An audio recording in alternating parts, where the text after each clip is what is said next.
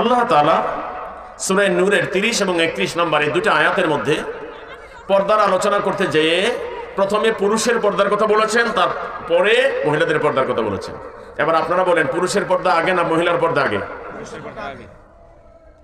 আল্লাহ তাআলা পুরুষের পর্দার কথা আগে বললেন, অথচ এই পুরুষের পর্দার আলোচনাই আমাদের মধ্যে নাই।